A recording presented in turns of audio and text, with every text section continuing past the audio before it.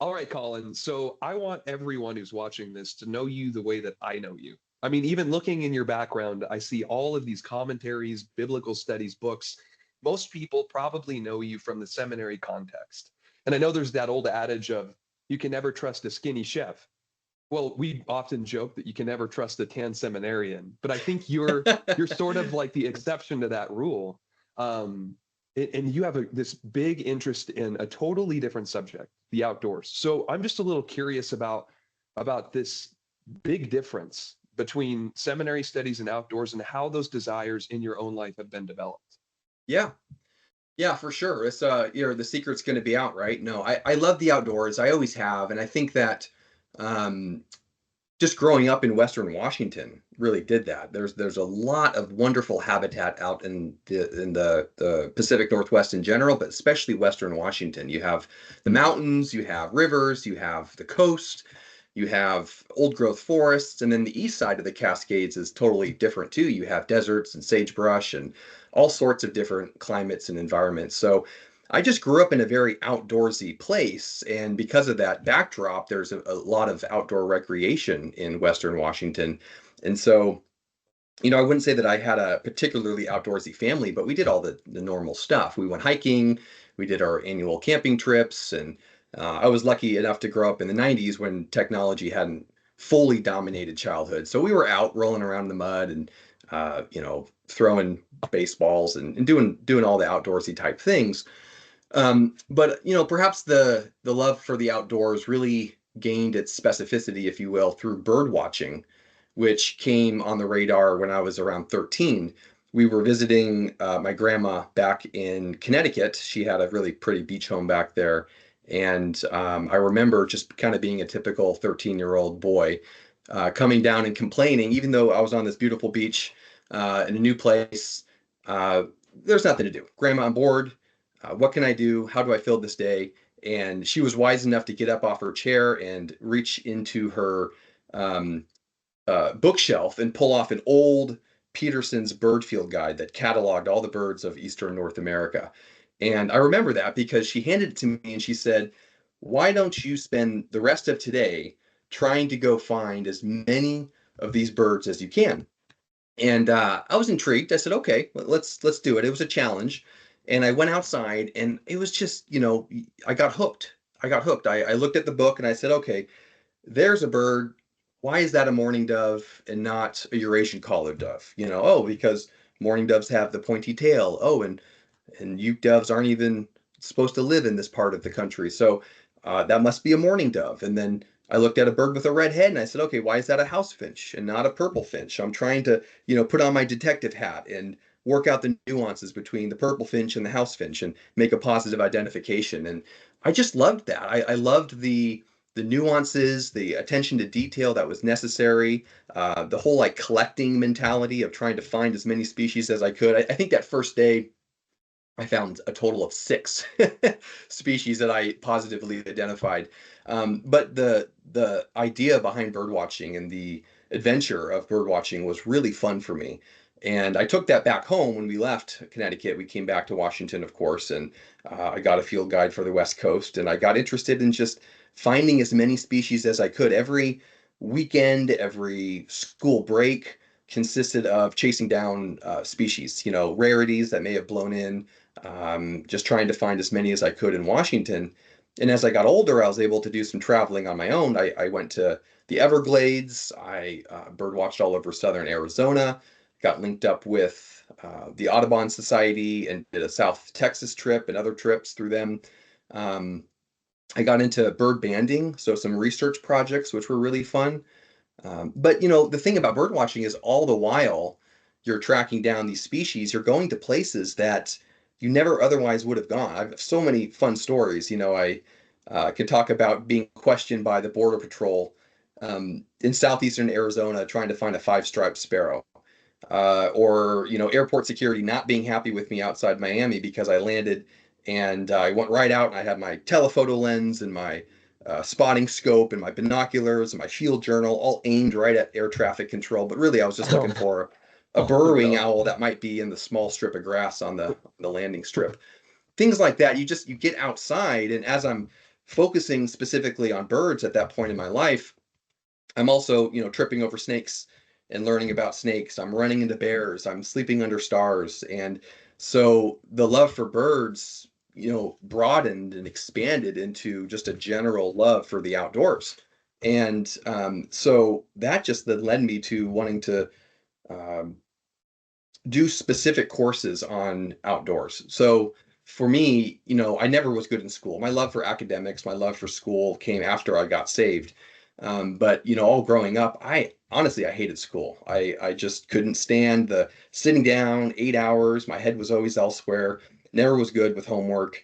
And even in school, I had my life list outside of the window, how many bird species I can find outside the window. My head was just elsewhere, and so I graduated high school and I did a semester in community college because that's just kind of what people did, right? Mhm. I knew I didn't want to do a 4-year thing yet. I had no idea what I wanted. So I did a semester in community college. I did some biology classes. And then I dropped out and I said, okay, my heart really has always been in outdoors, in outdoor education, in just a love for creation. And so I decided to sign up for a 9-month long wilderness survival course, which was through Wilderness Awareness School at the time. And that's where I got exposed to a lot of the things that I've come to love now as well. I've got exposed to all the bushcrafting and primitive living skills. And it's also where I got exposed to a lot of different outdoor education models, which we can talk about later on. And Wilderness Awareness School definitely had several that are worth noting, especially in contrast to what I think is a more biblical model. But the point is, there I really was a launching point for me into specific skills. And so after graduating that program, I got interested in anything. I took any opportunity I could to study. I did another 9-month program on hunting, where we talked about small game hunting, big game hunting, fishing, all of that.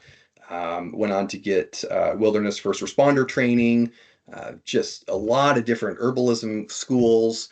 And just, again, the love for the outdoors began taking shape. And beyond just the survival side of it, I got really into the sustainable living side. So we built a homestead. My wife and I, when we lived in Woodinville, we had an awesome little house. It wasn't much land, but it backed up to 600 acres of conservation or preservation land.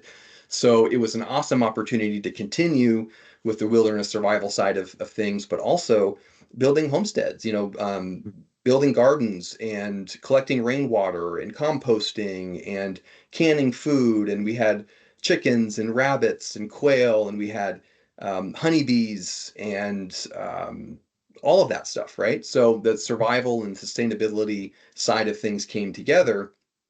And that's also when I started Cedarwood Outdoor School, which we can talk about later on, which I'm relaunching now. But really, that school began about 10 years ago when I really felt called to teaching these type of skills to youth and even adults as well, but a special emphasis on youth.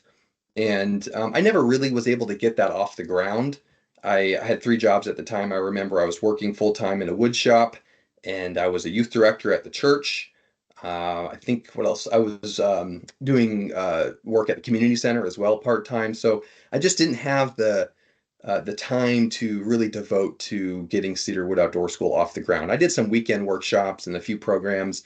That eventually morphed into Vassallo Venture, which was another school that I was leading. We did other things, edible medicinal plant walks and primitive fire techniques and different things of the same strain of stuff. Um, but in that same time where my love for the outdoors was always still prominent and what I wanted to pursue, I also started to feel a deep call to ministry. And as I got more and more plugged in at the church, I fell in love with biblical counseling, got ACBC certified, and realized that the Lord is calling me to ministry. The Lord is calling me to get trained up, to continue serving the local church, to learn more about His Word. And so it was a season where I said, okay, the love of the outdoors is now having some competition with this love for ministry, and I didn't really know how to bring those things together, and I didn't know how to complement those two things. But that the pull from the Lord, as you know, is just irresistible, truly.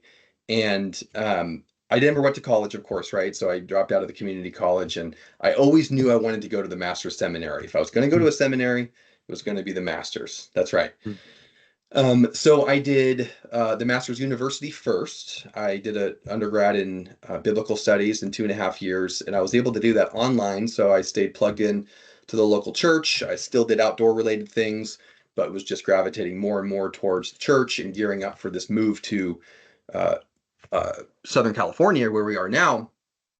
And reached that point where I said, I realized the Lord's saying, you gotta choose, right? Outdoor education is a wonderful thing, and it's certainly a passion of mine. But that pull to ministry and that the importance of being trained up rightly in that field was undeniable. And so I had to be willing to give up that side of me, be willing to give up the pursuit of the outdoors, the Cedarwood Outdoor Schools, and the Vassallo Ventures, and all the different iterations I've had over the years, in order to go and be properly trained. And that's what we did. It was a very hard thing. It was an exciting time to go on a new adventure and move down here, but it was also very hard to uproot the homestead. To take out all of our animals and uproot the garden and sell the property and move down here. And that's what we did. And we're in a condo. We're in a beautiful spot of the country as well, but it's totally different, right? And I've been buried in books, and I may have known every woodsman knot that there is to know, just about, but I never knew how to tie a tie. I learned that when I came down here. So it just wasn't me. But I knew it was the right thing to do. I knew that's what the Lord was calling me to. And for the first couple years, I just felt like the outdoor piece not just took a back seat, but I think was just going to be a part of my past. And I'm kind of charting a new course now. And I loved it. I loved every minute of seminary. It's been wonderful. I don't regret a single moment of it. But as I'm coming now down to the last year, the Lord's really opened my heart again to realizing that outdoor education and ministry are not antithetical, that they can work in perfect harmony, and that there's an incredible need to redeem that field, as we can talk about later too. And it's been really exciting because we made the move down here. We sacrificed a lot in doing that. I've had to shift a lot of my thinking, had to give up things that I think in the past have been idols, and just say, Lord, I'm coming down here, train me up, use me in whatever way. I thought that was going to be primarily in the local church. We'll always serve the local church, but it's coming back around now to outdoor education, and to do that from a biblical perspective in a ministry context. That's been my real joy. So that's just kind of a long-winded answer to how I got into the outdoors, some of the gateways like bird watching, and how now it's coming together with ministry and the training I've received at the Master's Seminary. See, Colin, I love this so much because it reminds me a lot of something I've been thinking about with the parable of the talents, and sort of God giving us all of these different gifts, abilities, and so often in being in such a saturated atmosphere in one specific setting, it's easy to fall into the mindset that we just have to be the cookie cutter. We just have to stick with this particular outlet, when the reality is, knowing how diverse all the members of the church are, and how each one is equipped with spiritual gifts to serve the body. It's amazing to see, at least providentially in your life, how God's both worked through wilderness, survival, outdoors, interests, even birding, which, I mean, I don't think the audience probably understands the birding, as well as, like, they don't understand that you're writing down 4 letter codes when you see the birds. You got it down to a Yeah. science. I Yeah. mean, there, and maybe even, actually, not to go off subject a little bit, but I know that one story you mentioned at the airport was sort of brought out the tension of bird watching in airports. But wasn't there another one on an airplane one time, Oh, with the well, yeah, four letter? you I think brought they up the would four love to letter hear that. codes. The Yes. 4 letter codes seem mysterious. They're really not. It's a way for bird watchers to easily record what they're seeing in the field rather than writing out the whole name of the bird, right? So Mm-hmm. you could write out bald eagle, but it's a lot easier just to take the first 2 letters of the first name and the first 2 letters of the last name. So it'd be BAEA, Mm-hmm. bald eagle, and every bird has their own unique banding code. It's actually really began with bird banding, so it was a specific code for banding birds, but bird watchers adopt that in the field too. And so there's a system, there's a set of rules in place. If it's a hyphenated name, for instance, like a black-capped chickadee, it would be the first two letters of the hyphened words, and then the last two letters of the last name. So BCCH, right? So anyway, every bird has its own code. And if it's a one-letter word like mallard, everyone knows mallard. That's just MALL. It's just going to be the first four letters of the bird. Well, there's a bird called a killdeer. It's a funny name, but it's named after its how it sounds. It sounds like it's saying killdeer in its song or its call. And so I'm getting back from a solo Southern Florida trip, and I remember that day I had the flight and I hadn't recorded all the birds that I had seen. So I was on the flight and I was sitting next to a guy. And I'm not a very good flyer. I don't like flying. But this guy really didn't like flying. You can tell. And the moment he sat down, he was just on edge, just a little shaky. He's not doing well. We never talked or anything, but he also kind of veered over at me, especially at the beginning of the flight, and just sees me writing down all of these codes in this notebook. It's just like, what is this? Um, and you could tell it just made him a little on edge. And I remember getting up because I needed to go to the bathroom at one point, and I came back, and he went from bad to worse. I mean, he was noticeably more uncomfortable. I mean, he was really shaking. He was, inching away from me. He was incredibly nervous. And I realized that the last thing I had written down, KILL, kill. Uh, it's killdeer. It's just a killdeer. But I was just young and stupid. I didn't say anything at that point, to him. But yeah. So No, banding that's just codes this is can get you into trouble for sure. that's so wonderful. And I mean, and it just goes to show the amazing adventures you've gotten to have with that. And I know you're very passionate about being able to provide those opportunities for others. But thinking about how both of these things fit together, I'm a little curious on the biblical studies kind of perspective now. Mhm. What are some passages that you've noticed from the scripture that have really motivated your desire in this, have kind of helped you see the outdoors differently? What are some that would come to mind, or some that have been impactful for you? Yeah, I mean, I think any of the general revelation passages, of course, have become more colorful as you spend time outside. And general revelation, of course, I'm meaning that which can be known through creation and conscience. So we have a recognition of God's existence and the law written on our hearts. But particularly those things that God reveals of Himself that are really inescapable through creation are really impressive. And I think Psalm 19 is the classic text. The heavens Right. declare the glory of God, the sky above proclaims His handiwork. And you just see that more and more as you get outside. I would also say the texts that emphasize God as sustainer, that God is upholding all things. Hebrews 1:3, that God is upholding all things by the word of His power, Mm. or Colossians 1:17, that in Him, that is in Christ, all things hold together. Or Nehemiah 9:6 is an incredible passage where the people are praising God for creating all things, governing all things, and they say that you are sustaining all of them. That's Mm. really incredible when you're outside and you see the ant going by, and you're thinking that ant's life and direction is from God and being upheld Mhm. by God. Oh, and the ant next to it, and the one next to that. Oh, and the entire mound is being upheld by God and Mm. would disappear in a second if God was not upholding it. Oh, and Mhm. every anthill in every part of every section of the world. I mean, that's Mhm. incredible. The thermals that the vultures are flying on are being upheld by God. The stars, the moon, the planets, all of that is dependent upon God's power. That really is amazing. Those passages really do come to light. And I think that we often think of God as creator, but we forget sometimes to think of him as sustainer. And when you see Mm. all of the dynamics that are going on in the outdoors with wildlife, with just basic physics, it's incredible to realize that God didn't just create these things, but their very existence and function depend on God sustaining them continually. So I would say those texts are probably the most um, impactful ones as you step outside, in my mind.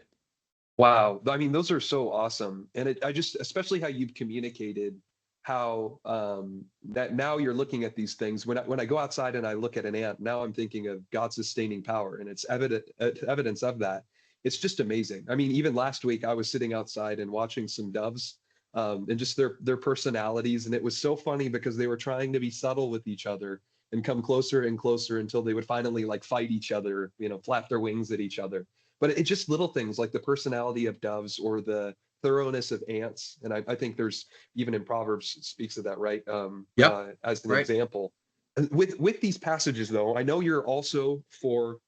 We'll get more to your school specifically, maybe a little bit later.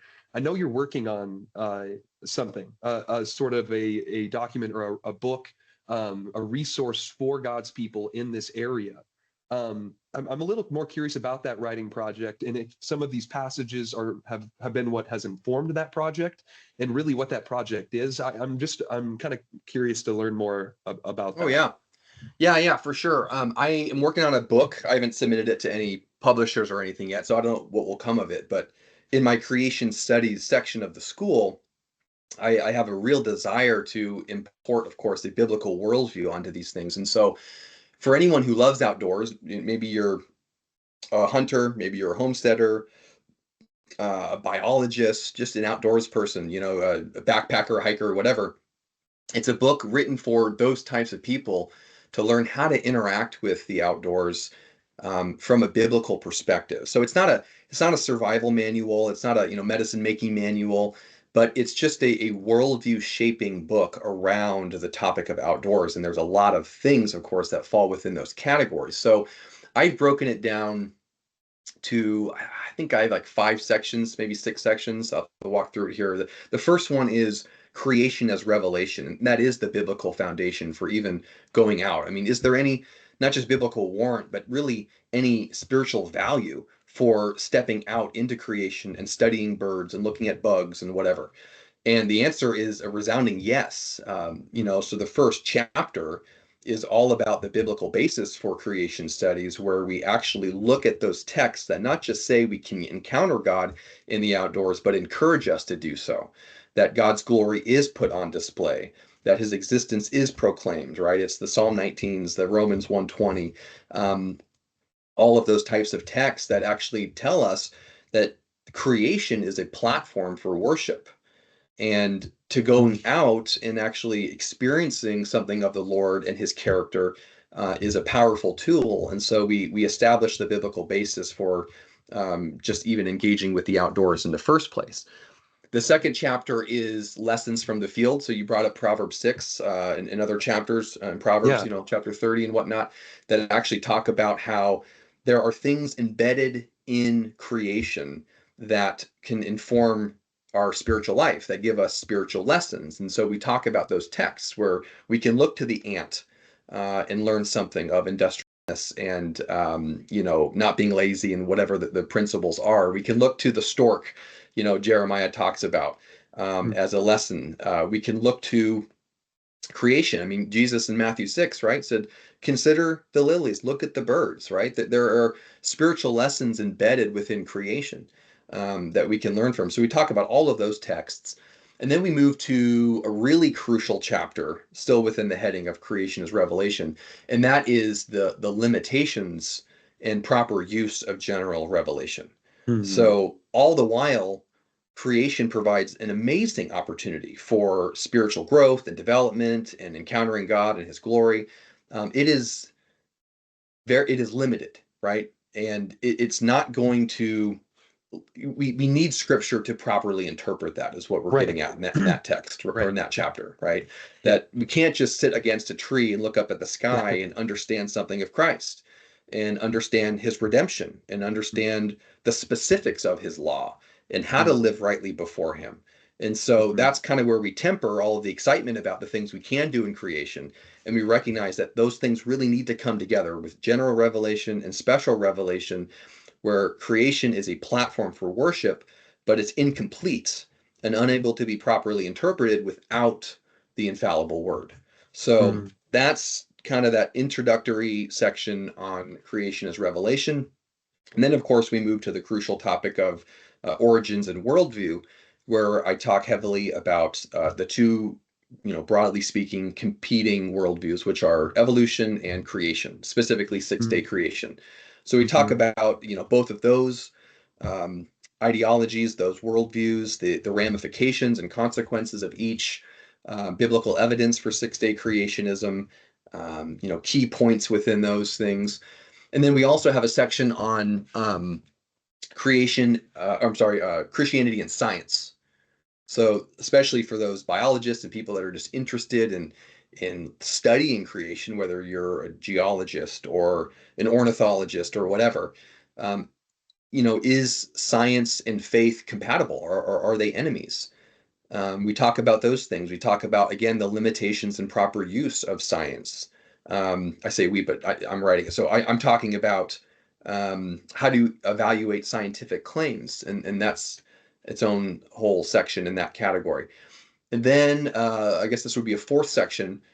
I have theology of animals, which is one of my favorite things to Hmm. teach on. Again, Yeah. it's just stuff that it's out there, but it's not talked about enough. And then it's also not usually talked about from a biblical perspective. So we talk about really important things within that topic. I mean, everyone loves animals, but how do we think rightly about those as Christians? We talk about the nature of animals and how there are certain similarities that animals have with humans, right? We share a common creator, we share a common origin in the creation account. We both have the breath of life, we both experience life and death. We both depend on the Lord, right? Animals and humans Hmm. have quite a bit of similarities, but we also have key differences. Right. You know, animals lack the image of God. They lack Hmm. personhood and self-consciousness. They're Hmm. not moral agents and they don't have moral accountability. They lack dominion. And so there's key differences as well that we talk about in the nature of animals. We talk about the purpose of animals. We evaluate a whole host of biblical texts that talk about why animals were given, for sacrifice, for utility, for just enjoyment and interaction. We talk about humanity's relationship with animals, so the biblical basis for the ethical treatment of animals, and Hmm. how a lot of different ideologies out there twist those things. I think of Ingrid Newkirk, who's one of the founders of PETA, People for the Ethical Yeah. Treatment of Animals, who's famous for saying a pig is a rat, as a dog is a boy. That we're all the same, right? So we debunk Yeah. that. We talk about the biblical basis for there being a hierarchy within the created order, and yet we also stress the ethical treatment of animals and how do we evaluate that from a biblical perspective? What is that ethical middle, where it's that knife, edge, and we don't fall off on either side to either exploitation of animals, where you have dominion without compassion, or you Hmm. have the equivalence side of things where you have compassion but no distinction. And you Hmm. have both of those things that are dominant out in the world when you talk with people about animals. You have people that just say, "Oh, who cares? Who cares how we treat them? Let's test them in labs. Let's trophy hunt. Let's do whatever. It doesn't matter." And then you have those on the other side of the spectrum that say, no, I mean, animals not just are our equals, sometimes they're even better than us, right? Hmm. We're just mammals after all, right? So there's Hmm. the exploitation and the equivalence error, and we need to find that ethical middle. So, and there's a whole lot more we could talk about there, but that's the theology of animals in a nutshell. And then I have an entire section on a theology of plants, which I bet you never heard before. Yeah. Again, it's just stuff that I don't think people are really talking about or have thought through. We can talk about herbalism later on if you want, but that's all of that kind of section of what the purpose of plants are, how we can cultivate them, how we can utilize them, history of herbalism, those types of things. And then that final Yeah. section, whether that's five or six, I can't remember, is all of the discussion on environmental stewardship. Hmm. So, what is Hmm. the Christian biblical environmental ethic? What does it mean to be stewards over the environment? What is the creation mandate? How do you subdue the earth? How do you have dominion over it? What does that Hmm. look like? And what's wrong with the environmental movement today? So we compare and contrast all of those things. And so it's a unique book. It's definitely different than my soteriology work, which I know you've read parts of. It's Yeah. The soteriology work is very academic. It's got a lot of scholarly interaction. It's just Let's written just with drop a the. plug in this conversation for people to check that one out too. Yeah, Yeah. Dylan, you have been my greatest advocate of trying to get this thing out, and I need to be better about trying to find ways to get it published. But it's in Oh, some that, ways it's more intimidating because there's just so there's mm, such a need to cut that exact, mm, right? To get mm, that theology just right and mhm. to refine it. And as you develop and grow and are sanctified over the years, your work is only getting better and better. And so there's a temptation to just say, let's wait for this kind of work till the last hours of my life. But Mhm. to your point, the church also needs these type of things. Absolutely. And real quickly, before we jump off this to maybe another kind of area of conversation, when you were talking about the kind of the extremes of animals as equals versus we don't really care about animals. I think you said what was it? It Right. was dominion without compassion. Hmm. You talked about like trophy hunting and animal testing, that kind of thing. Is there like a specific what like just without those things without compassion, or was that kind of like a more of a broad statement towards those things or not, just so that the audience is on the same page with you on that, don't take things out of Yeah. context. Oh yeah, for sure. No, that's good clarification. I'm just describing the two extremes, right? So Mm, exploitation mhm, is essentially a representation of, we can have dominion over animals and we don't need any compassion. That mm, leads to exploitation, right? That leads mhm, to the mindset that says animals are purely there for our utility, for our use. We don't need to have any care or responsibility towards them. We mhm, need to use them as we see fit. And we mhm, don't need to take anything into consideration beyond how they can serve humanity. And mm, then on the other end is the equivalence, where animals are basically deemed our equals or even our mhm, superiors in some ways, right? The animals are to be cherished, they are to be, in a sense, worshipped. That we are an animal, and so mm, there's compassion. Certainly, there's a great love for animals. You see this in mhm. a lot of the activist movements, right? But there's Right. no distinction between animals and humanity that the Bible demands and that is necessary for a balanced view.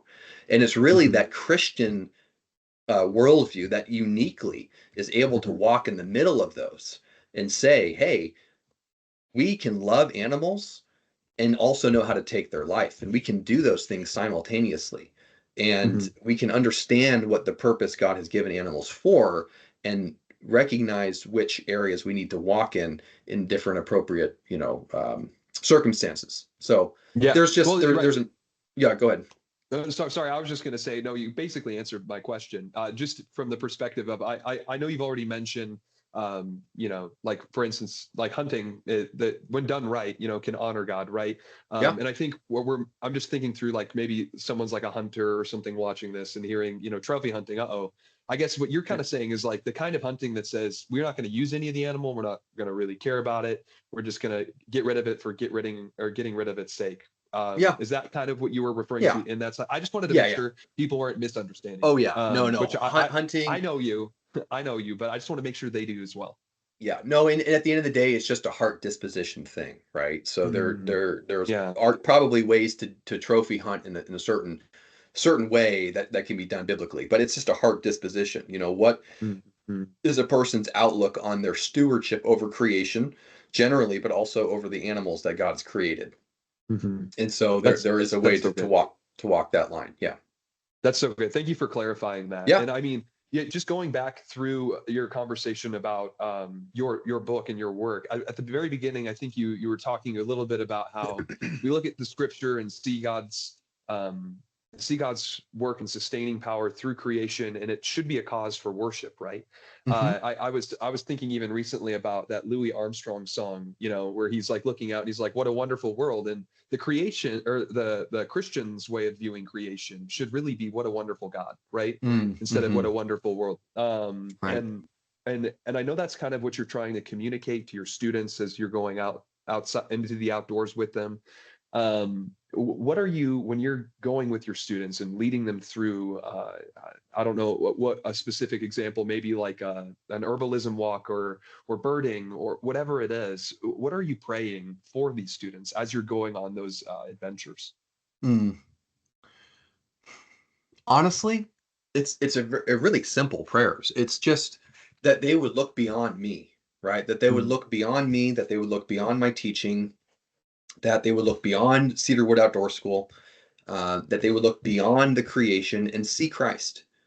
mm, That's the heart of it. I of course want students to love outdoor skills, right? And have a robust outdoor education and enjoy my mentorship and want to take classes at Cedarwood Outdoor School. Of course, I pray for those things. But more than that, my prayer is that they would see all of those things as just a platform for the greater goal and the greater joy of experiencing the one who made all of these things. mm, And so it's a prayer for them to see what really matters and to put things in the right perspective and to mm, find joy in the outdoors and to find joy learning skill sets, but to do that in the context of a creator, in the context mm. of Christ, and having those things be an opportunity for them to grow closer to him, experience more of him, and be sanctified through that. That's really That that simple. Yeah, that's that's so amazing. yeah. Yeah, praise God. I was thinking of there's a historical precedent for this as well. Not a lot of people know that Jonathan Edwards had a big interest in insects and outdoors and just studying the creation as well. But it was fueled by that really robust theology, a high view of God, and recognition that everything is the product of His decree, and that He has created and sustained all His creation. He's faithful to even His creation, which is just amazing, not just us as humans in his image, but also the other creatures, which is just awesome. But Yeah. transitioning a little Yeah. bit, I do want to make sure that that everyone that's listening to this is on the same page when we're speaking of outdoor education. So if we were to talk about outdoor education, your passion for it, kind of just begin the conversation there. I'm curious, what would your definition of outdoor education be? Okay. Yeah. Yeah, exactly. And maybe we've lost people up to this point that we keep talking about outdoor education, but it is an entire field. A lot of people don't even realize it's there. It's an entire field, and it's just that, is as it sounds. It's education that takes place outdoors, right? Um, Mm-hmm. and that's going to play out differently through different schools. I'll talk to you a little bit about how I'm going to structure Cedarwood, but the idea is, most of outdoor education has some emphasis on wilderness skills, environmental awareness, getting kids outside and engaged with the outdoors and having time away from the screens and whatnot. And it is an incredible platform for spiritual growth when done right.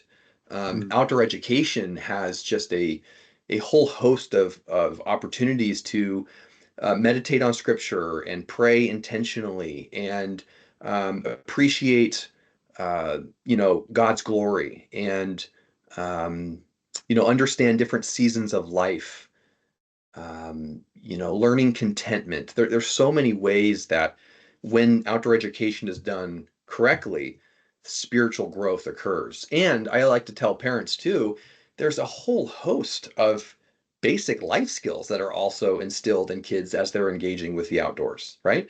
There is teamwork and collaboration. There's adventure and exploration and discovery and learning how to behold something and risk management and assessment. There's um, goal setting and achievement. There's physical fitness. There's so many things. Competitiveness. When we playing fun games and whatnot. Yeah. There's so many just basic life skills.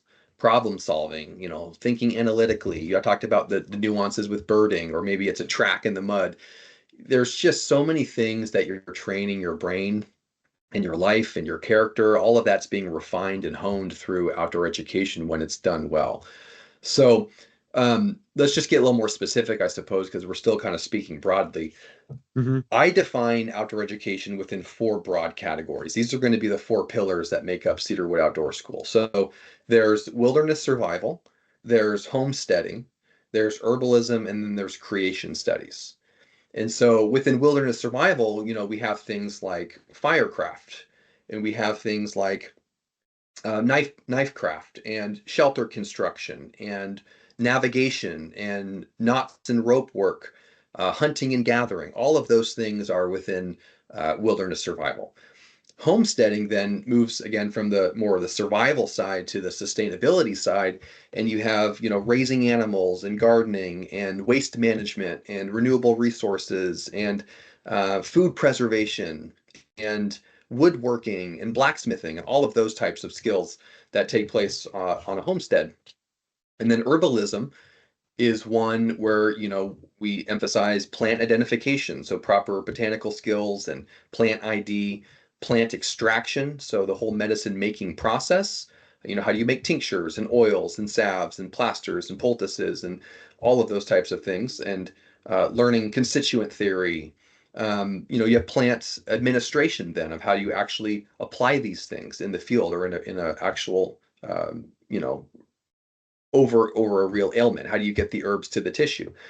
Then you have, setting up an herbal first aid kit we teach as well. And then there's setting up a home apothecary. And maybe that's just, a mom wanting to have a small apothecary at home to deal with the cuts and scrapes and the bumps and bruises of the kids.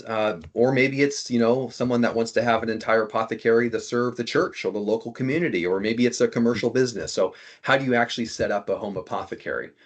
That's herbalism. And then creation studies is all of the wildlife stuff, right? So it's ornithology, the study of birds. It's entomology, it's the study of insects. It's herpetology, the study of reptiles and amphibians. It's mammalogy, the study of mammals. And then there's also wildlife tracking, right? So the studying the signs that animals leave behind, whether that's a footprint in the mud or the sand or scat or rubs on a tree, whatever it might be.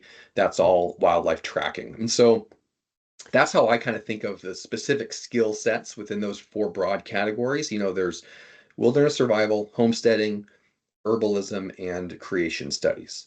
And what I find really fun about it is that if you give the bug to someone in one area, it just it bleeds out into so many other areas, and all of the outdoor skills fit neatly within different categories. So for example, when I first learned the top 10 knots that a woodsman should know, the classic bowline knot, the fisherman knot, the trucker's hitch, and so on, I loved it. I loved it. And then I was like, okay, I need to go on and learn another 10 knots. So I did. And then I learned another 10 knots. And then I got to thinking, okay, what else can I do with knots and paracord? Well, I started a little side business making paracord bracelets where I would weave different, stitching of bracelets with different colors based on people's favorite sports teams or whatever, school colors. So I would make paracord bracelets. And then I said, okay, well, wait a minute, we can build this out and we could make paracord belts. Or, I could make, a paracord gunsling. Let's go bigger. I made paracord hammocks. How cool is Mm, that? And then I'm yeah. like, okay, I really am into this. I want to learn more about how I can work with rope. Bank line. So I learned all the things I could do with bank line. I started learning how to make gill nets. My wife can attest that I had basically a permanent ridge line between two cedar trees in the backyard of our Woodinville home. That anytime I just needed to work with my hands or I had a lot on my mind, it was therapeutic. I'd go out, I'd carve a net needle and a mesh gauge, and I'd use bank line to just weave together a, a, a gill net or a dip net or Mm, whatever I wanted to build that day. And then I got to thinking, okay, what else have I not explored with rope and things? Or there's the whole world of yarn. And I said, okay, this might not be the most manly thing to do, but I'm going to master knitting. So I learned how to mm, knit. And then once I mm, opened that door, it was like, okay, wait a minute. I got really into looming. Looming is really cool. This is a whole nother world, but again, working with yarn. And so I was making hats off of round looms, or I was out in my mm. garage. I'd made a bunch of peg looms and made scarves and full blankets off peg looms. And then I said, okay, I want to learn about inkle looming. So I built an inkle loom, and I'm making belts and straps and shoelaces and all of those things. Mm. And I bring all this up because, you can just take a step back for a moment in any of these categories and say, like, for all those things, I fell in love with rope work. I Mm. loved the concepts of weaving and working with knots and manipulating rope. So those things might look dissimilar, but really I loved the concept of rope work. And that's how a lot of these outdoor skill sets are, is they fall within these categories, and there's just endless avenues that you can go down within each one. And as you get passionate about one, you see how they're interconnected with other areas. And it's just, before you know it, it's just these dominoes that go down. And I already told you how bird watching did that. I Mm. went from bird watching, a love for birds, to just a general love for wildlife, to, wait a minute, I love all things outdoors. I'm going to get into bushcraft, which led to a love for herbalism. It's just, it's these dominoes. And what's so cool when you work with kids is you oftentimes are focusing on one thing, but you can see that you're tipping over this long line of other skill sets and other interests that then come from it. Man, so the bug got to you then. The bug got to me bad. And That's great. typically with No. outdoor skills, you you have sets of things that you're always doing. So every time you go outside, you're refining your firecraft abilities and shelter construction or whatever else. But Mm. it's also a field where you're dabbling in a lot of different things for a period of time. It's immersive learning. So, there'd be a period of time, for instance, I recall, where I just was obsessed with making primitive bow and arrows. Hmm. And that's all I did for a couple months. And then, yeah, exactly. Get that shoulder up. No. And then so, you'll do that. And then the next thing you know it, I'm making glue from animal hides, or I'm making a pine needle basket. And you just kind of move from these different skills, you master it, and then you go on to the next thing, and you revisit them over time. But that's how a lot of these things work, is you just get passionate about all these different categories, and you're always exploring them and refining them.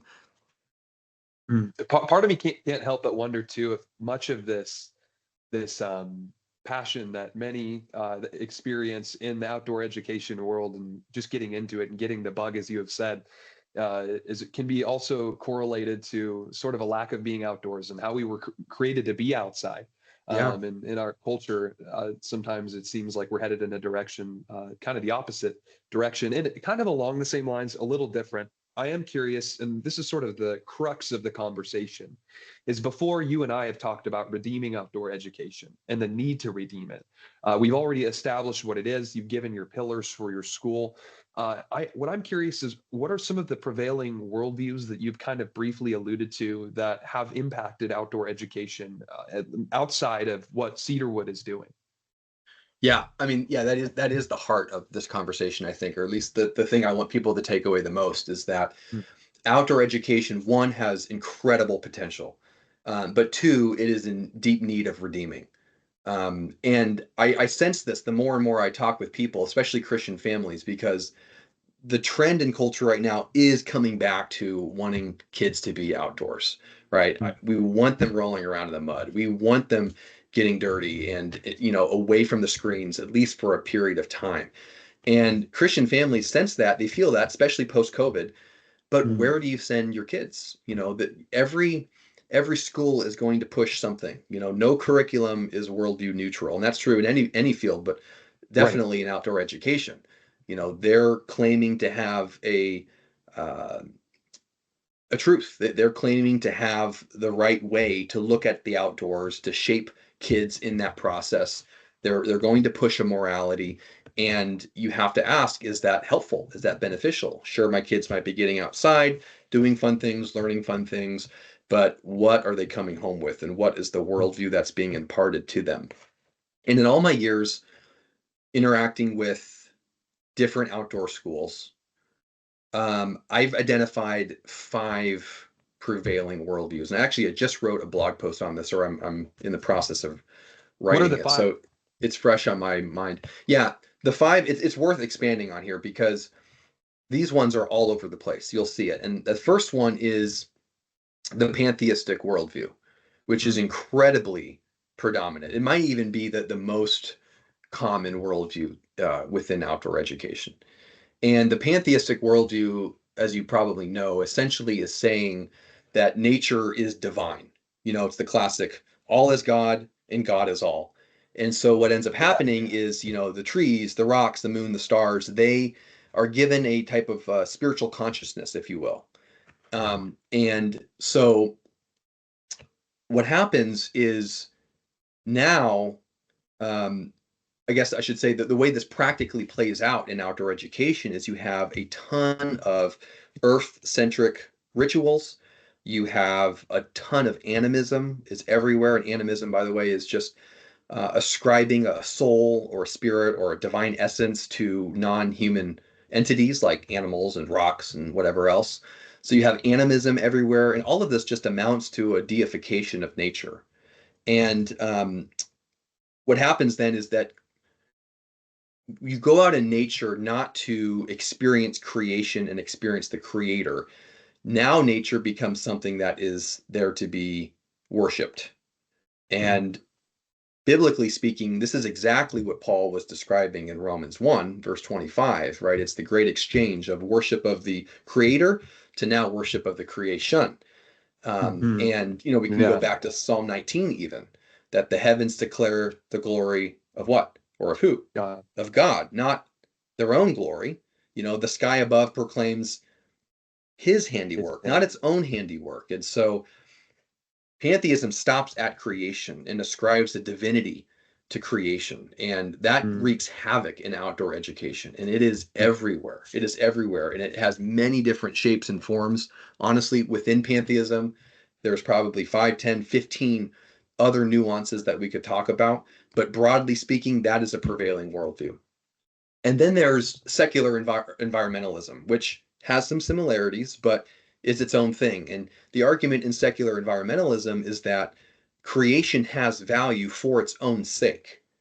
And not just that, it's independent of a creator. Nature is valuable independent of a creator. And it's fascinating because under this worldview, humanity is then viewed through this lens of being an intruder on Earth, or even in some circles, a parasite on Earth. And while they might not frame it this way, all of these worldviews have a doctrine of salvation. All of these Mm. worldviews are identifying something wrong, they're presenting the solution. And in secular environmentalism, it's very clear sustainability now becomes salvation, right? Mm. Hmm. Humanity is fundamentally harmful. We don't see humanity as a God appointed steward. They're fundamentally harmful. Therefore, salvation is about finding ecological balance, about reducing your footprint on Earth. Getting rid of That's secular. Sneedville, right? Say again? Oh, I just made a Dr. Seuss joke. Getting rid of Oh, Sneedville on Lorac. yeah. Yeah. Yeah, exactly. And, again, we can evaluate this biblically. This is just a misunderstanding of Genesis 1:26 through 28, what stewardship actually looks like. Even Yeah. Genesis 2:15 comes into play. But the passage that probably is most needed to think about this one is Psalm 24, right? That Mm. the whole world is the Lord's and the fullness thereof. Yeah. Everything therein belongs to the Lord. And so there's a divine ownership element that is completely eliminated in secular environmentalism, which is tragic. Mm. So you have, practically again in outdoor education, a lot of radical preservationism, things like that come into play. And then there's another one that again, there are some similarities, but it's its own thing. And you see this a lot, saw it a lot in Washington, and that's New Age spirituality, which, as you know, has Mm. made massive inroads over the last few decades, Right. certainly in an outdoor context as well. And what New Age spirituality is going to argue is that going out into nature really is a way of achieving a higher consciousness, of experiencing a spiritual awakening, right? It's Mm. this, it's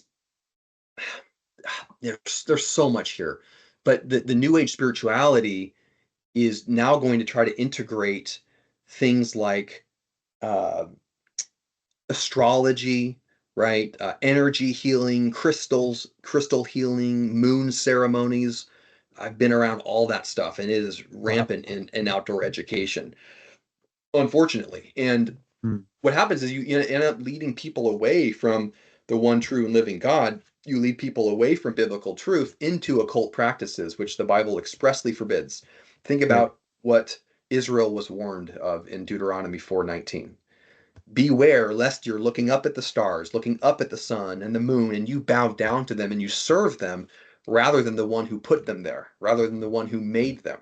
So again, it's kind of that pantheistic outlook, but it's its own thing. It's its own nuanced version of occultism.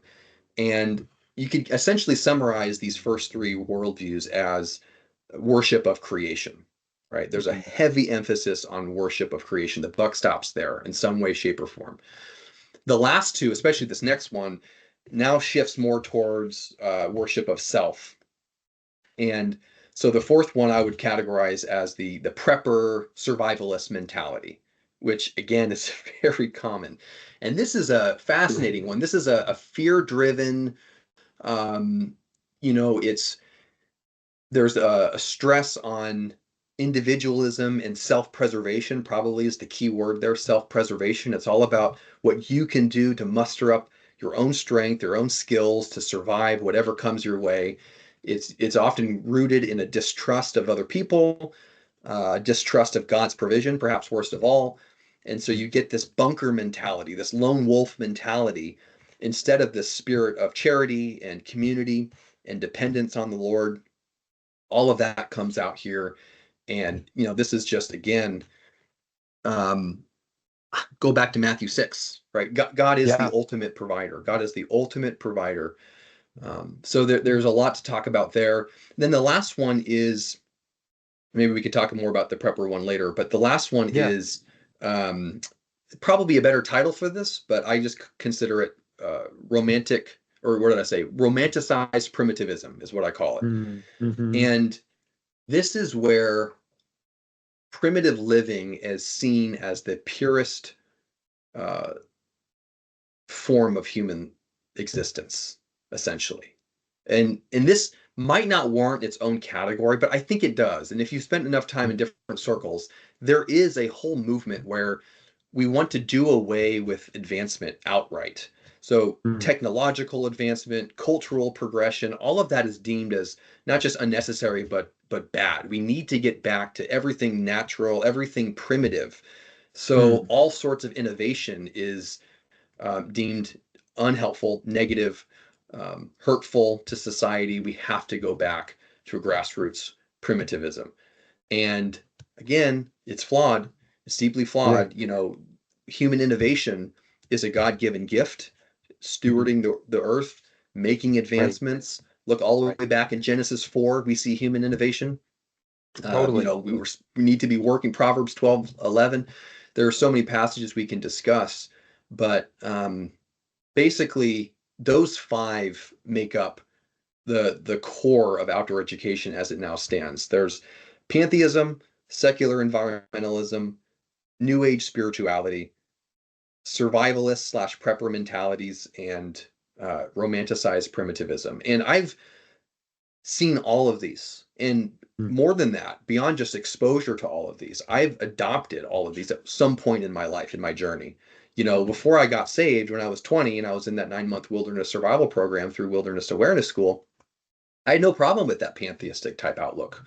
Sounds Mhm. great, you know? Mm. Um, and for many years after that, I fell right into the survivalist prepper type. I still have parts of me that probably need to be shed with those things. Well, But let's talk a little. Sorry to interrupt, but let's yeah, yeah, talk a it's little fine. more about this survivalist and prepper mentality. I think that's one that you had even mentioned isn't often discussed in detail, and I think that of all the ones for us as the church to be worried about, especially kind of maybe in our camp, I would look at all of those and think that that might be the biggest threat to us.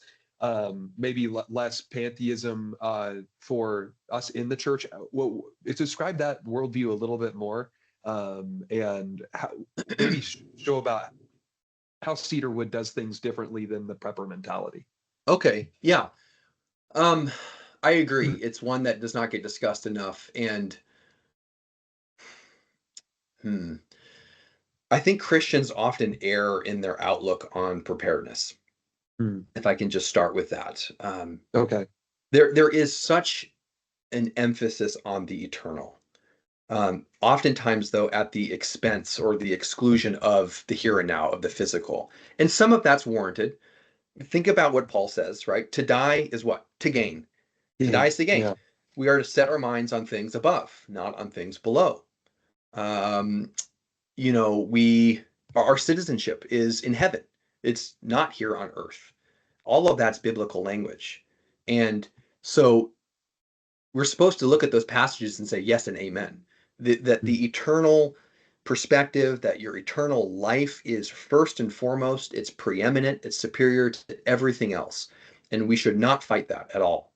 However, God never intended us to have that eternal perspective at the expense of taking care of ourselves now and taking care of the church here and now. Mm. So I think that there has to be a balance struck. Look at church history, and you're the church history guy, so you'll probably have more specific examples than I ever could. But just, on more than one occasion, what do you see? You see the church having to flee to the mountains or over the mountains. You see the church having to go underground, live in places that there's a lot of security threats. All the while, you're upholding gospel ministry. You're continuing to minister and proclaim the good news. You're operating. Sure, it'll look a little differently, but those goals never change. Absolutely. However, there's still practical needs that have to be met in those scenarios, and even more so in the scenarios when you can't rely on some of the broader institutions. People still need hats and scarves Yeah. and clothes and new shoelaces. If you're going over the mountains, I mean, do you know how to use that compass and that map? Or if you don't have them, do you know how to navigate celestially or with solar navigation? I mean, there's just basic skills. You need food. You need water. You need medicine. Like all of those things are still needed, and that's not to say that those things are first and foremost, or that we shouldn't be willing to sacrifice those things for the sake of the kingdom. But those things are still important and shouldn't be neglected. And preparedness is deeply biblical when it's done right. Mm. You can't get out of the first book of the Bible without seeing preparedness, right? Noah was the first prepper. God told him, hey, judgment's coming, a global judgment. You need to be Mhm. prepared. You need to build a vessel. And he did. Joseph is another fabulous example of someone who showed disaster preparedness correctly. Mhm. Joseph, learned of the fact that there's going to be 7 years of abundance when they could harvest abundantly, and then there was going to be 7 years of famine. Right. And through the wise stewarding of the resources that was at Joseph's disposal in Egypt at the time, he sustained all of Egypt during those 7 years of famine and really the rest of the world. And so that's disaster preparedness done right. The difference between those men and some of the preppers that you encounter today is that there's a dependence on God, right? There's Mm. a Mhm. full dependence on God and a recognition that He's the one who controls the future, that self Absolutely. preservation is not ultimate. I want to Yeah. ask some preppers, I want to say, what if all of that stockpiling, all of the things you put together in your bunker, what if I told you that you just bought yourself 2 more years beyond when everyone else would be dead and gone? Or what if I told you that actually all of that preparedness bought you 20 more years? Or what if I told you that all of the work you've done to prepare for a disaster, whatever kind, civil unrest or natural disaster or whatever, is actually going to buy you 200 years more on planet Earth? So what? Mm. So what? Where are you going to be 200,000 years from now? Heaven or Mm. hell? You might be preparing for the next COVID, for the next apocalypse, Mhm. whatever. How are you preparing to stand before the Lord and give an account for everything you've ever done, for everything you've ever thought, for every intent of every part of your heart? How are you preparing for that day? Because where preppers get it wrong is that they put such an emphasis on self-preservation, on the survival here and now, on the physical, to the neglect of the eternal.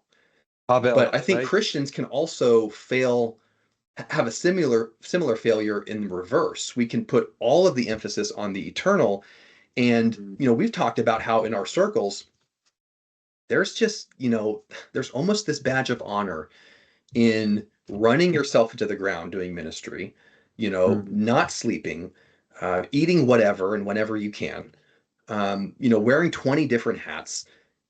and that's not the case. There shouldn't, God's never asking us to pursue ministry uh, at the expense of our physical bodies. And there's times when you might be able to. Paul would be the first to admit that. If you go on a mission journey and you get captured and tortured for the sake of the kingdom, praise the Lord.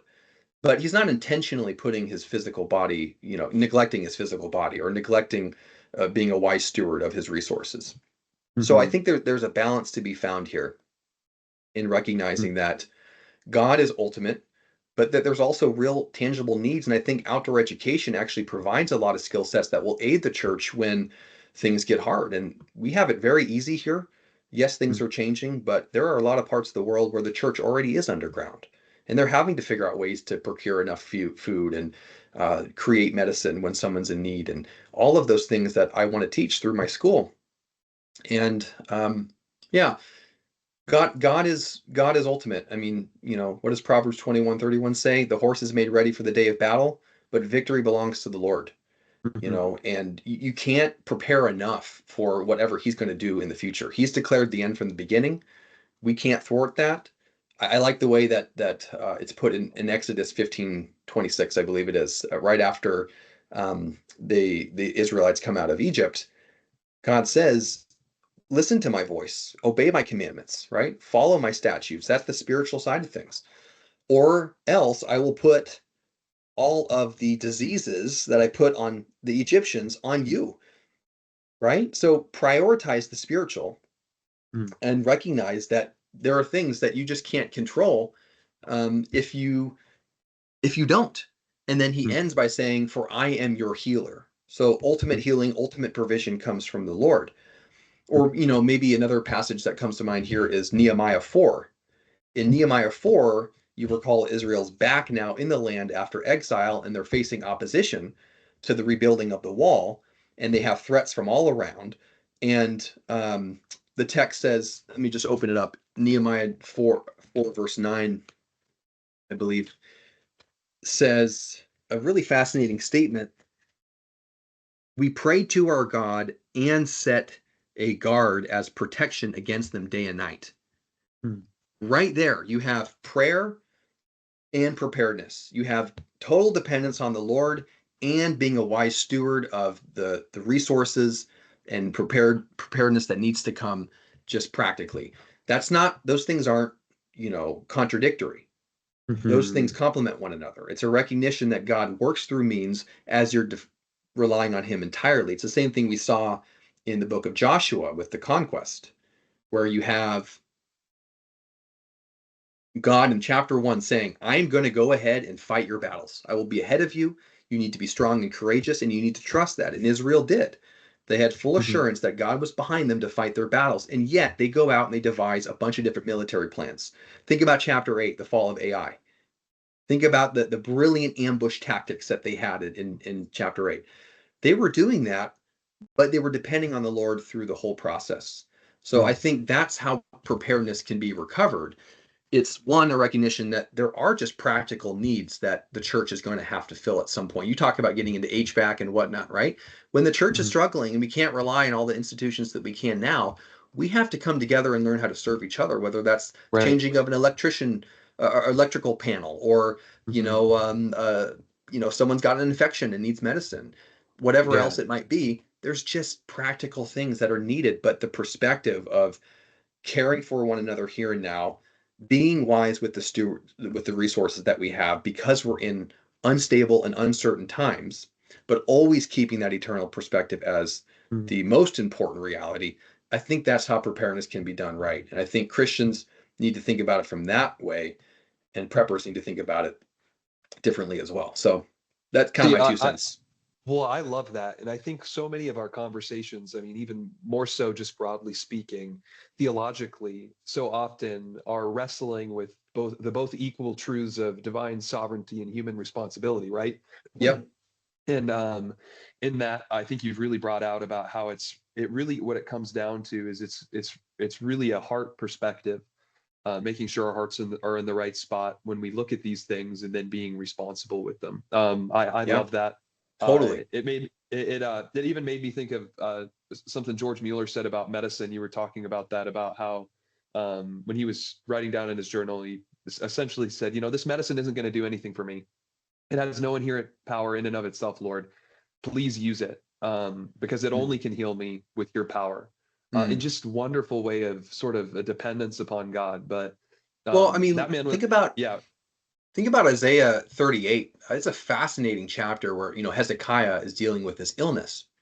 yeah, Let's just turn there. Hezekiah is dealing with this illness, and it's so interesting because, of course, he models what it means to be a man of prayer. He prays to the Lord for healing because, hmm again, the Lord is the ultimate healer. It's not going to come apart from the Lord. He's completely dependent on the Lord for healing. Look what he says, Isaiah chapter 38, verse 20. I'm sorry, verse 20. The Lord will save me, right? mm He has total trust in the Lord to save him after the Lord especially made that clear through the prophet Isaiah. And then look hmm at verse 21. Now Isaiah had said, let them take a cake of figs. There's some herbal medicine for you right there, poultice yeah, or plaster, and apply it to the boil, that he may recover. So dependence on the Lord, prayer, trust, recognizing God as ultimate healer, and yet also taking it full advantage of the means by which God does that. And in this case, through herbal medicine. yeah. So the That's two do amazing. the two stand in harmony. I fully Right. believe that. Man, that's so cool. It's an opportunity, another opportunity for worship. And one thing that I want to do too is I'll maybe ask a couple more questions, and then if there's anything else that I missed, please bring it up. I kind of want to bring things back to Cedarwood, Yeah. and let the people know who are watching this how they can support Cedarwood, and maybe ask you in some of the areas that maybe some challenges right now, or kind of things that you're thinking through, getting this thing off the ground, ways that people can help. And I'm just kind of curious on your perspective on that. Yeah. Oh, thank you. Yeah.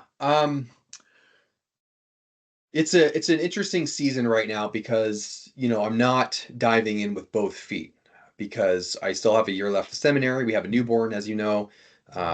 Yes. Maybe do that. Yeah, baby Judah has taken lots of time, and I Mhm. want to make sure that I finish strong with seminary. So I'm not going to be doing the full spectrum of programs, but one of the things as I'm thinking ahead to less than a year now, when I really want this thing to be, full-fledged off the ground, is I really need to find ways to fundraise for a facility because I'm going to be Okay. very limited in what I can do if I don't have a facility, and preferably one that backs up to national forest or something where there's land to operate the wilderness survival side of things. But a facility that has a classroom, a home base for students to come.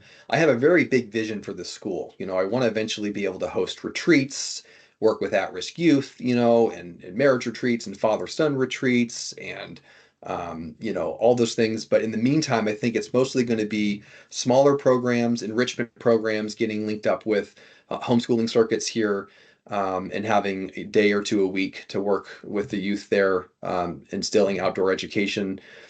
Weekend workshops will be big, and I'll host events. We actually have our first event down here on Friday. It's a black lighting night, super unique night where we're going to go out and I'm going to hang a white sheet over a PVC pipe frame that I'm going to have the kids help me construct. And we're going to project UV black light, particularly ones around the 365 nanometer mark. And on dark nights like this, where we're getting closer to the new moon, it's that light is going to mirror the moonlight and it's going to draw in a whole host of insects.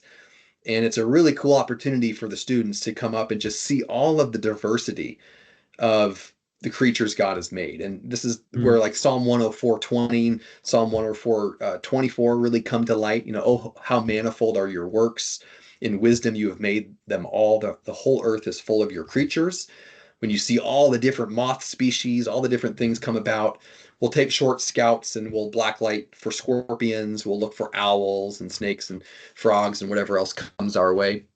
So, I'm going to host events like that more often. This summer, we'll do creation walks, which are essentially nature walks, hand out butterfly nets and field guides and all that fun stuff. And then, eventually I would love to work our way up to full programs, a youth birders program, and things like that. But I just think first and foremost to support the school, prayer. Mm. Obviously, I could use a lot of prayer in figuring out where the main headquarters will be, because that's another question that's up in the air. Another reason I'm not necessarily going all out right now, as we very well could be moving in a year. But there's a lot of Christian schools down here. We're willing to give it a shot. We're going to tap in as much as we can and get the youth excited about outdoor education and teach fun skills. Probably not fire making down here, unless you really want to In practice your LA, sure. disaster. Yeah, I mean, that's real disaster preparedness skills right there. We could start a fire and then learn how to get away from it.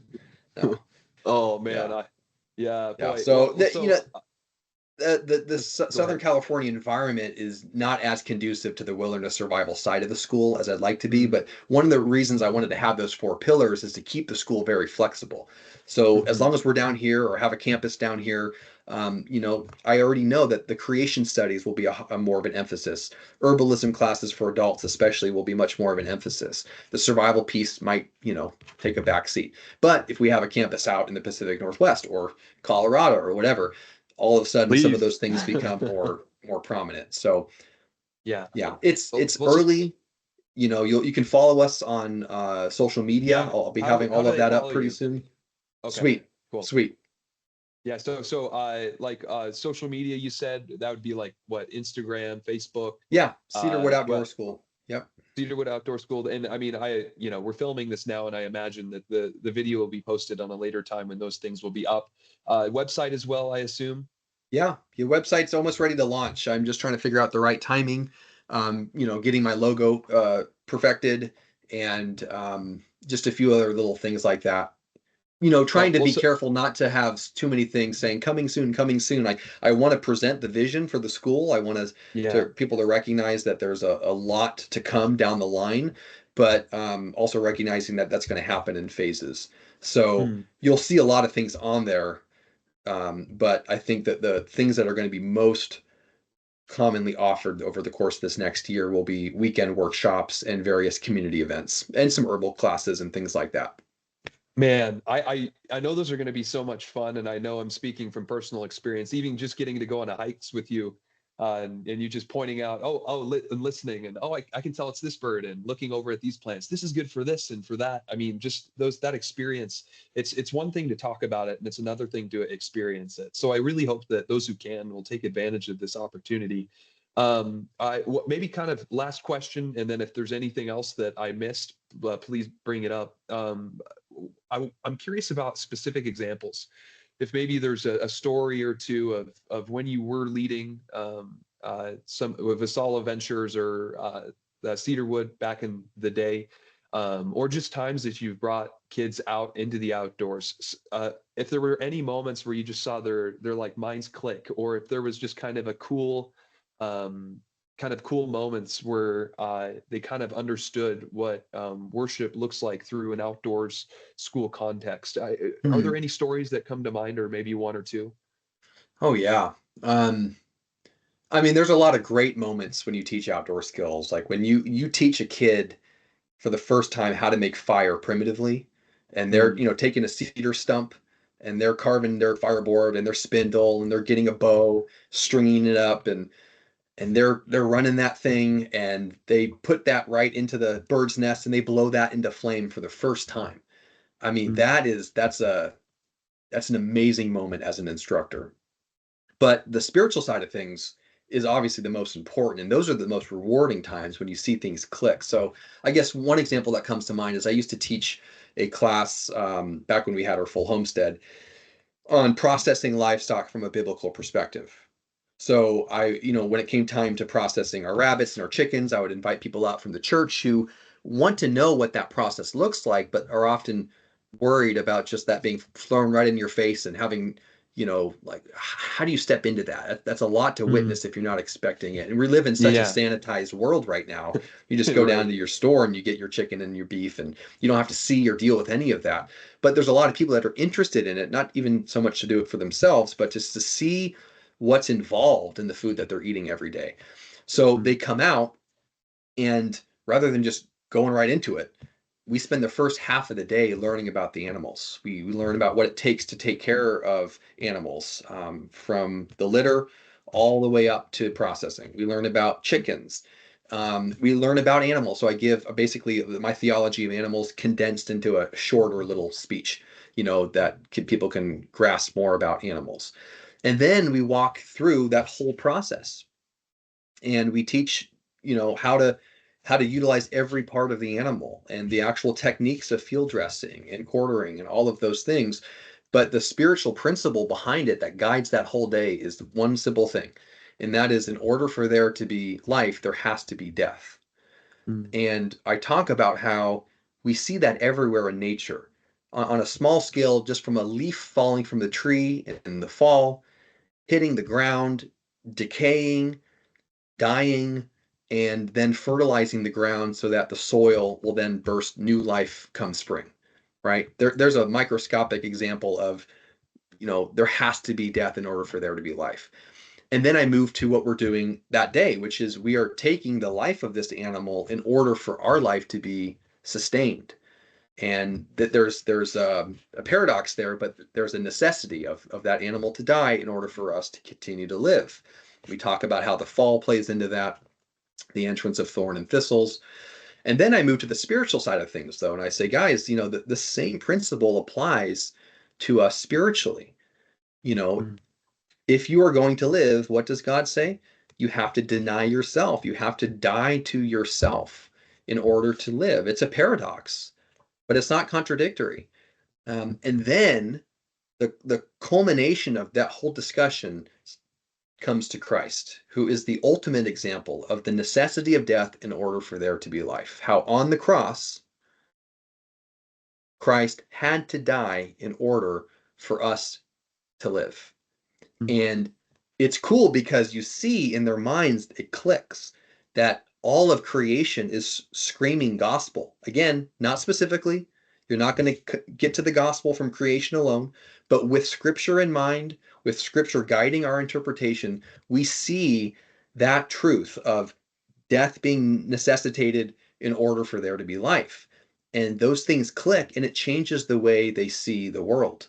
I had a professor. I remember being scared the first time I taught that class, because our theology professor from the school, from the church rather, at the time, had come with his family to that Mm. class. And I was like, oh boy, I better get my theology right. I better be good here. And to this day, we're still friends. He's actually back down here now too, in Santa Clarita. Um, to this day, he talks about those spiritual lessons that came out and how that has changed the way he interacts with the outdoors. He goes outside and just sees things a little bit differently now, looks at his food Mm. a little bit differently. And so the gospel's out there. God's world is created so intentionally, Mm. and that's really what I want to get across in those types of things. And so Cedarwood Outdoor School, in any class you take, while I'm instilling a true outdoor education, we are learning real skills. It's the biblical worldview that I'm trying to form through all of that. And that's the heart of the school. It's redeeming outdoor education. It's doing these things, one, for the glory of God and for the formation of a biblical worldview. And I've yet to find a class that I can't teach, or that I teach, that I can't incorporate those things in some way. And really, it's less about integrating. We've talked about this with Christian education. It's not about saying, okay, here's outdoor education, here's biblical truth. How can we integrate and bring those things together? That's not Christian education, right? Because everything is the Lord's. The whole earth is the Mm. Lord's. It's not Right. about bringing two things that look dissimilar. If everything is the Lord's, there is a purpose in mathematics. There's a purpose in physics. There's a purpose in outdoor education, and those things proclaim God in some way, shape, or form. So it's about immersing students into that worldview, not integrating it, not taking two things, trying to put it together, but showing how this one thing, this whole category of outdoor education, proclaims God, and to immerse students into that, all the while they're learning particular things. That's the goal of Mm. outdoor education. That's what I truly feel like the Lord has put me on planet Earth to do. It's the culmination of my whole life, of the studying of God's word, of interacting with various schools, learning a lot of skills in outdoors. Um, it's all coming together Mm. in this school, and I couldn't be more thrilled. Man, well, I'm thrilled too, Colin. I mean, just obviously knowing you for the last few years, and also just seeing the way that God's worked in your life, and seeing the way our culture is headed, and just thinking about the great need to redeem outdoor education. I'm super excited to see what the Lord does with this. And me, as long as, or as well as I'm sure many others that are watching this will be praying for you. And I'm just super excited. I can't wait. What I can't wait for is to look back on this video 10 years from now and just think of how the Lord's worked through this. Absolutely. I know. I know. I mean, I just even think about how he's worked up to this point. I didn't think Cedarwood Mm, Outdoor School would come back around, and yet here it is. Here it yeah. is, and I'm more confident than ever now that this is what I'm called to do.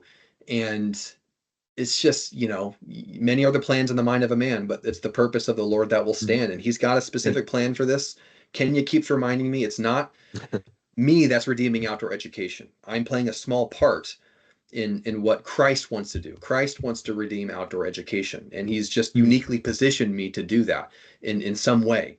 And I hope Cedarwood Outdoor School can at some point become a training center to helping other people go out and do the same thing and multiply outdoor education throughout the country, throughout the globe, mm, and to bring biblical truth, to do everything to the glory of God back into this field that is really struggling and that is suffering from a lot of spiritual confusion, from godless naturalism, from environmental extremism, all moral relativism, all that stuff. This field is in deep need of redeeming, and we can do that.